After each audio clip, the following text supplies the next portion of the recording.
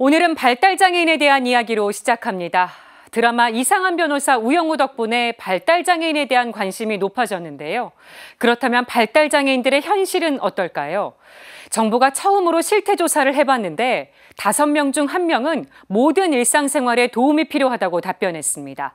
코로나19로 가족들의 돌봄 부담도 늘어난 것으로 확인됐습니다.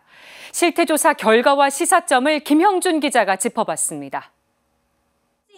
최근 선풍적 인기를 끌었던 드라마 이상한 변호사 우영우.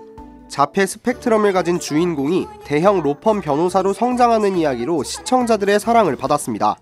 드라마 속 우영우와 같은 국내 발달장애인은 지난해 6월 기준 25만 2천여 명, 3년 전과 비교하면 2만 명 가까이 늘었고 지속적인 증가 추세를 보이고 있습니다. 하지만 드라마에 그려진 천재적 발달장애인은 현실에서 찾아보기 어렵습니다. 보건복지부가 발표한 2021년 발달장애인 실태조사 결과를 보면 등록 발달장애인 10명 가운데 9명 가까이가 지적장애를 가지고 있습니다. 발달장애인의 최종 학력은 고등학교 재학 또는 졸업이 가장 많았는데 초등학교만 졸업한 경우도 22%를 웃돌았습니다. 의사결정 과정에서 직접 표현을 하기도 쉽지 않습니다.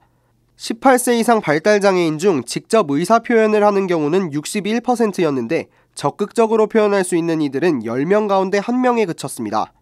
또 발달장애인 5명 중 1명 이상은 모든 일상생활을 할 때 도움이 필요한 것으로 나타났습니다. 이 가운데 의사소통이 거의 불가능한 이들도 20% 가까이를 차지했습니다. 전방위적인 도움이 필요한데 코로나19로 돌봄 부담이 커진 점도 안타까운 지점입니다. 팬데믹으로 돌봄 시간이 늘었다고 답한 발달장애인 가족들은 32.6%에 달했습니다. 특히 자폐성 장애인 가족의 경우 같은 물음의 절반 이상이 돌봄 시간이 늘었다고 말했습니다. 돌봄 부담이 커지고 있는 가운데 장애 당사자와 가족들 모두 미래에 대한 불안감을 크게 갖고 있는 것으로 나타났습니다.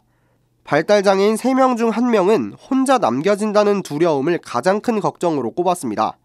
가족들 역시 보호자 사후에 대한 막막함, 그리고 미래에 대한 막연한 불안감을 호소했습니다.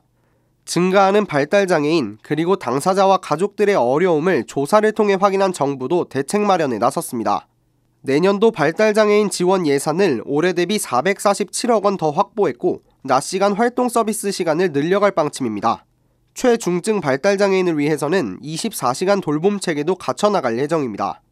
그래서 이번 실태조사 결과를 반영해서 발달장애인 평생돌봄 강화 대책 마련 등을 통해서 발달장애인과 그 가족을 두텁고 촘촘하게 지원해 나가겠습니다. CPBC 김형준입니다.